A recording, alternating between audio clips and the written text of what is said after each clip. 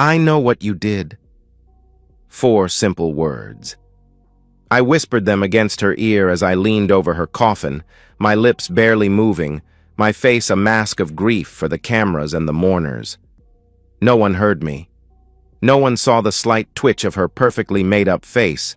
The mortician's finest work couldn't hide that final reflex. They thought I was saying goodbye to my beloved wife. They had no idea I was greeting her in hell.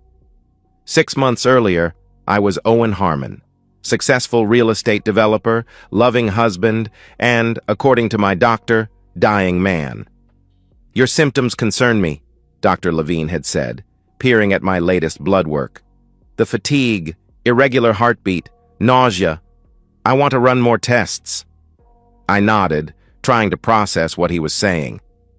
At 42, I'd always been healthy, a former college athlete who still hit the gym 4 times a week. Rachel and I had built our real estate company from nothing into a $15 million operation with 50 employees across 3 counties. We worked hard and played harder. Life was good, until it wasn't. That night, I sat Rachel down in our kitchen, the custom-designed heart of our 4,200-square-foot home in Beacon Heights, the exclusive neighborhood we'd developed ourselves.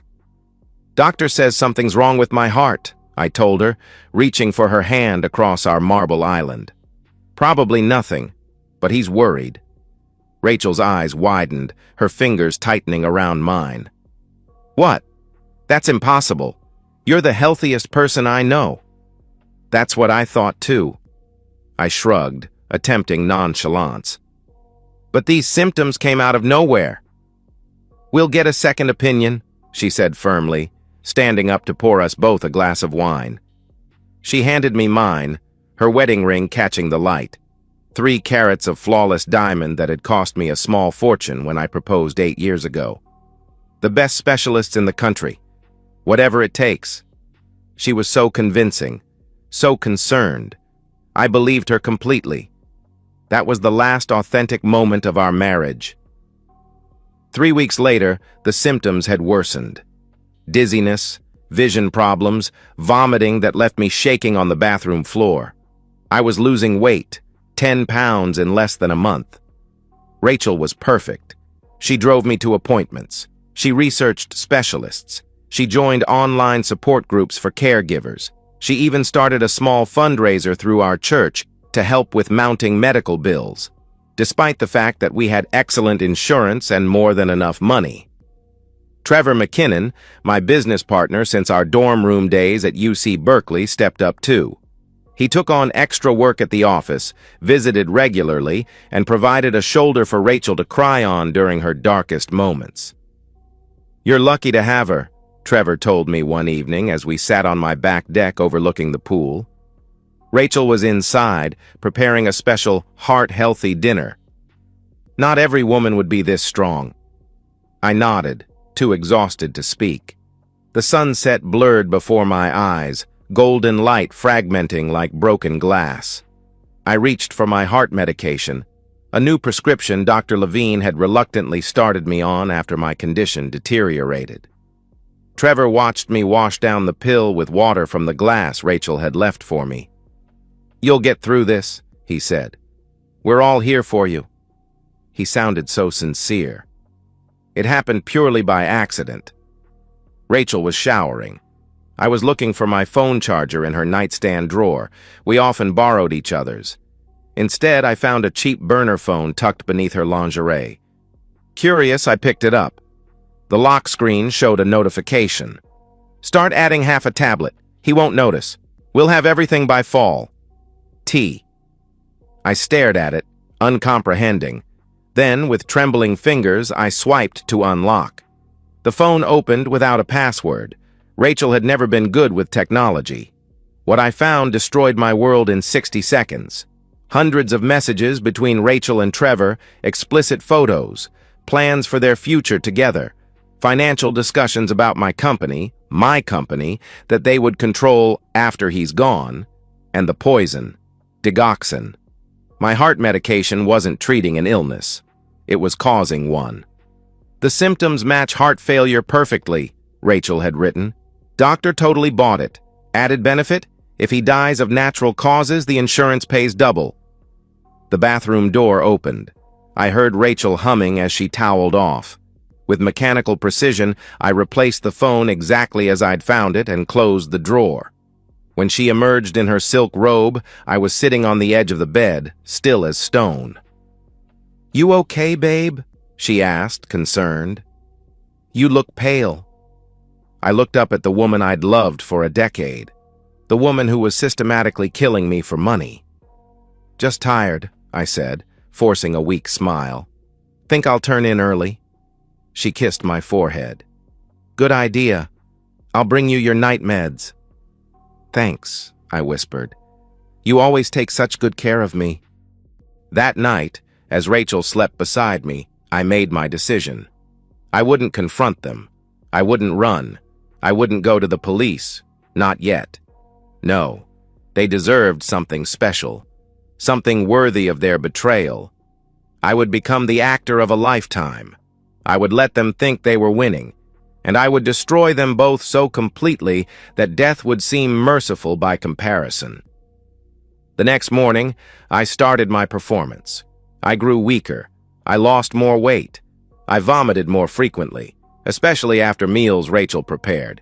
But what she didn't know was that none of her poison was entering my system anymore. I switched our cups when she wasn't looking. I slipped her half doses of digoxin in her morning coffee, her afternoon tea, her evening wine. Just enough to create symptoms, not enough to kill. I emptied my pills into the toilet each night while pretending to take them. 3 weeks in, Rachel developed a persistent cough. Her face grew gaunt. Her thick brown hair started falling out in clumps. "You don't look so good," I told her one morning as she stared at herself in the mirror, horror in her eyes at the gray pallor of her skin. "Just stressed," she said quickly. "Worried about you. Maybe you should see doctor." "Levine yourself," I suggested innocently. Trevor visited that evening. I watched from the staircase as he pulled Rachel into the kitchen, his voice a harsh whisper. "What the hell is happening to you? You look worse than he does." "I don't know," she hissed back. "I feel like shit. Maybe it's stress. Or maybe you're being careless with the pills," Trevor snapped. "You can't mix them up. Jesus, Rachel, we're so close." I smiled in the darkness of the hallway. I'd already begun phase 2. Over the next 3 months, I built my case meticulously. First, the surveillance. Hidden cameras in every room of our house, capturing Rachel and Trevor's every conversation. Voice-activated recorders tucked into couch cushions and bedside lamps. A secretly installed app that mirrored her burner phone to my private laptop. Second, the financial trail. I hired a forensic accountant, told him I suspected employee theft at the company. He uncovered everything. How Rachel had set up a fake cancer foundation in my name, siphoning donations into accounts only she could access. How she'd forged medical documents using contacts from her previous job at Mercy Hospital. How Trevor had diverted company funds through shell corporations, preparing for my inevitable death. Third, the legal preparations. I consulted an attorney specializing in estate fraud, keeping my real suspicions vague but my documentation meticulous. I revised my will, removing Rachel entirely and naming my sister Elise, whom Rachel had systematically alienated from me years ago, as sole executor. I transferred my most valuable assets to offshore accounts Rachel knew nothing about, all while playing the dying husband to perfection. By month 4, Rachel panicked. Her symptoms had progressed far beyond what she could explain away. Her hair was coming out in handfuls. She'd lost 20 pounds. Her hands shook constantly. "I think I need to see a doctor," she finally admitted one night, tears in her eyes. "About time," I said gently, stroking her thinning hair. "I've been worried sick." The irony nearly made me laugh. Dr. Levine was baffled by Rachel's symptoms. Blood tests showed dangerous levels of cardiac glycosides, the same family as digoxin. He suspected accidental exposure or environmental contamination. "Perhaps you're both being exposed to something in your home," he suggested gravely. Rachel's eyes met mine across his office, wild with fear and confusion. For a moment, I thought she might confess everything right there. Instead, she doubled down. "Owen needs me," she insisted. "I'll figure this out later." That night, Trevor came over. They argued violently in the guest bathroom with the shower running to mask their voices. They didn't know about the waterproof microphone I'd installed behind the vanity mirror. "You have to finish it," Trevor hissed. "You're running out of time. Look at you. You'll be dead before he is at this rate." "I can't keep the dosage straight anymore," Rachel sobbed. "My mind is foggy. I'm seeing double sometimes." "Then give him the whole bottle at once. Make it look like an accident or a suicide. We're too close to lose everything now." I smiled as I listened to the recording later. They'd given me exactly what I needed. 2 weeks later, Rachel collapsed at home. She'd been growing increasingly disoriented, her symptoms accelerating as I carefully increased her exposure. I'd calculated everything precisely, dangerous enough to frighten her, not enough to kill. I called 911, performed CPR while waiting for the ambulance, played the desperate husband to absolute perfection. Even the paramedics were moved by my devotion. At the hospital, the doctors were perplexed. Rachel's symptoms mimicked advanced cardiac failure, but she had no history of heart problems. When they asked about medications in our home, I helpfully mentioned my digoxin prescription. "She's been so stressed caring for me," I told the sympathetic ER doctor. "I've been dealing with similar symptoms for months. She's my hero." Tests confirmed digoxin toxicity. The doctors assumed cross-contamination or accidental ingestion. Rachel was too weak to protest, too confused to keep her story straight. When they mentioned potential brain damage from prolonged toxicity, I broke down in tears. "Whatever it takes," I told them. "I'll sell everything we own for her treatment." Rachel improved slightly under their care, but the damage was extensive. Her heart was permanently weakened. Her kidneys were failing. The prognosis was poor. Trevor visited her once in the hospital. I made sure to be there, playing the grateful friend, the devoted husband. The cameras I'd hidden in my briefcase captured their whispered exchange when I stepped out for coffee. "What the hell happened?" Trevor demanded. "I don't know," Rachel slurred, the toxins still affecting her speech. "Maybe he figured it out. Maybe he's doing to me what we planned for him." "That's insane. Owen's too stupid to catch on. You must have messed up the doses." "We need to stop," Rachel whispered. "I'm dying, Trevor." "We're too deep now," he replied coldly. "Once he's gone, we'll get you the best treatment money can buy. In the meantime, stick to the story." When I returned with coffee, Trevor patted my shoulder sympathetically. "She's a fighter, just like you." "We're fighters together," I agreed, squeezing Rachel's fragile hand. Her eyes met mine, searching for something: suspicion, knowledge, hatred. I gave her nothing but loving concern. 3 weeks later, Rachel died. Not from the digoxin. I'd been carefully tapering her exposure once I had all the evidence I needed. No, what killed Rachel was fear. Fear and one fatal mistake. After returning home from the hospital, Rachel grew increasingly paranoid. She stopped eating anything I prepared. She hid her medications. She changed the password on her burner phone. What she didn't know was that I no longer needed access to it. I had everything already. The night she died, I found her in our bathroom, a bottle of my heart medication in her hand. She'd clearly been trying to dispose of it, to eliminate evidence. But in her weakened state, she'd dropped several pills on the floor. When I entered, she startled violently, clutching her chest. Her eyes widened in naked fear. "It was you," she gasped, backing away. "All along." I didn't confirm or deny. I simply watched as her breathing grew labored, her face contorted in pain. The stress, the toxin already in her system, the shock of realizing she'd been caught. It was too much for her damaged heart. I called 911 again, performed CPR again, wept at her side again. This time, the ambulance didn't arrive in time. Rachel was pronounced dead at 11:47 p.m. on a Tuesday night. Cause of death, cardiac arrest secondary to digoxin toxicity. The medical examiner suspected accidental overdose, possibly due to confusion from her declining cognitive state. I was beyond suspicion, the grieving husband who had done everything possible to save his wife. The community rallied around me. The cancer foundation Rachel had created in my name now held fundraisers for her brave battle. Church members brought casseroles and condolences. Friends donated thousands more to help with funeral expenses. Trevor handled most of the arrangements, playing the devoted friend while secretly raging that his meal ticket had expired before mine.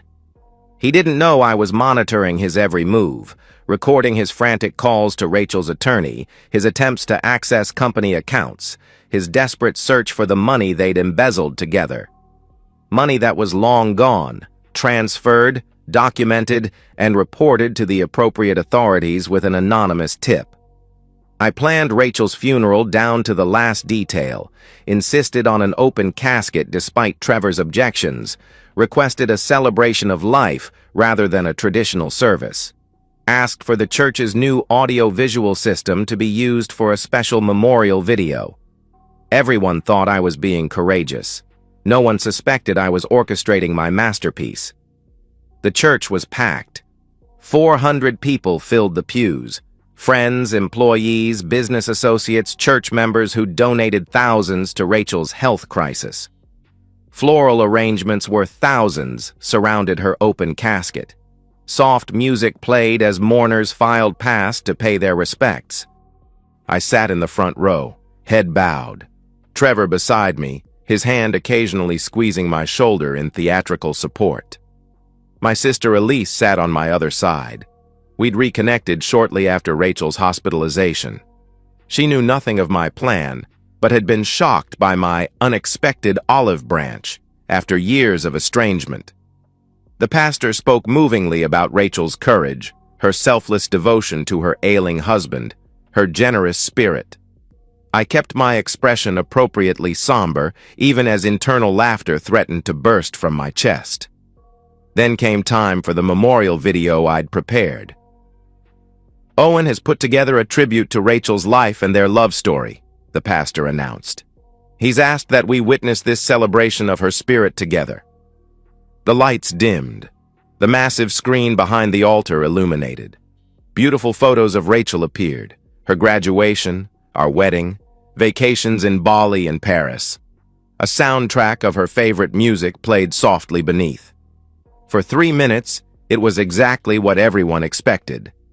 Then the screen flickered. Rachel's voice filled the sanctuary, crystal clear from the church's expensive sound system. Once he's gone, it's all ours. That GoFundMe already hit 6 figures. And the cancer bit, they ate it up. Trevor's face appeared on screen, sitting on our couch, Rachel in his lap, both laughing. To Owen Harmon, Trevor said, raising a glass of my expensive scotch. The most gullible man in 3 counties. Rachel giggled, clinking her glass against his. He still thinks I married him for love, as if anyone could love a boring workaholic with a superiority complex. Gasps echoed through the church. Beside me, Trevor had gone rigid, his face draining of color. The video continued mercilessly, Rachel detailing exactly how much digoxin to add to my food. Trevor explaining how they'd forge my signature on company documents once I was too sick to function. Both of them laughing about the cancer foundation money they'd collected from our friends and community. I stood slowly as the video played on. With deliberate movements, I walked to stand beside Rachel's open casket, my back to the congregation, facing the damning evidence on screen. Behind me, chaos erupted, shouts of outrage, women crying, men demanding explanations. The pastor tried desperately to stop the video, but the system had been locked. It played on 16 minutes of undeniable evidence. I turned just as the final clip began, Rachel in her hospital bed, Trevor leaning close. "We're too deep now," his voice rang out. "Once he's gone, we'll get you the best treatment money can buy. In the meantime, stick to the story." As the screen went black, I nodded toward the back of the church. The doors opened. Police officers streamed in, led by Detective Wallace, a man I'd been meeting with privately for weeks, building my case one piece of evidence at a time. "Trevor McKinnon," Wallace announced, his voice cutting through the pandemonium. "You're under arrest for conspiracy to commit murder, wire fraud, and insurance fraud." Trevor lunged toward an exit, but officers intercepted him. As they handcuffed him, he screamed at me. "You poisoned her! You killed Rachel!" I approached him slowly, my voice pitched to carry through the now silent sanctuary. "No, Trevor, you killed her. You and Rachel poisoned each other with greed. I just documented it." As they led him away, I returned to the casket. Rachel's face seemed different now. The makeup couldn't hide the corruption underneath. I placed a single white rose on her chest. "Goodbye, Rachel," I said loudly enough for everyone to hear. "I hope it was worth it." The aftermath was exactly as I'd planned. Trevor's trial was swift and devastating. My evidence was irrefutable. He received 25 years for conspiracy to commit first-degree murder, plus additional sentences for the financial crimes. Rachel's Cancer Foundation became a national scandal. Court orders forced the liquidation of her personal assets, the jewelry, the designer clothes, the secret accounts she thought I knew nothing about, to reimburse the families who had donated. I filed paperwork to posthumously annul our marriage on grounds of fraud, nullifying any spousal rights she might have claimed from beyond the grave. Her name was legally removed from our business records, her insurance policies voided due to criminal intent. As for me, I recovered miraculously once the mysterious toxin was no longer in my system. I sold our house, too many bad memories, and moved closer to my sister Elise and her family. I restructured the company, promoting loyal employees to fill Trevor's position. I declined all interviews, despite lucrative offers from true crime shows and podcasts. I donated substantial amounts to genuine medical research foundations. I became known as a tragic figure who had shown incredible dignity in the face of unimaginable betrayal. Only in private moments did I allow myself to savor the completeness of my revenge. Not just Rachel's death. That had been an unexpected bonus, courtesy of her own weak heart and guilty conscience. No, the true revenge was the destruction of everything she valued. Her reputation, her social standing, her financial security. Even in death, she would be remembered not as a beloved wife, but as a would-be murderer, a con artist, a failure. 1 year to the day after Rachel's funeral, I visited her grave. The cemetery had initially refused my request for a custom headstone, citing respect for the deceased. But money and legal pressure eventually won out. The simple gray stone bore only her name, birth, and death dates, and below them, the single word I had insisted upon: liar. I placed no flowers. I said no prayers. I simply stood there, feeling nothing but a profound sense of justice satisfied. As I turned to leave, my phone buzzed with a notification. A business colleague wondering if I'd be interested in a new development opportunity. Life moving forward. Rachel and Trevor had tried to take everything from me: my health, my company, my dignity, my life. Instead, I had taken everything from them, and that was a revenge worth dying for. And so, we've reached the end of today's story. Was it what you expected, or did it take a twist you didn't see coming? I'm curious to hear your thoughts. Share them in the comments below, and let's get a conversation going. If this story kept you hooked, make sure to hit that like button. And if you're new here or just haven't subscribed yet, now's the perfect time to join our community. I bring you fresh, captivating stories every day, so click that subscribe button and turn on notifications so you never miss out. Thanks for watching, and I'll see you in the next one.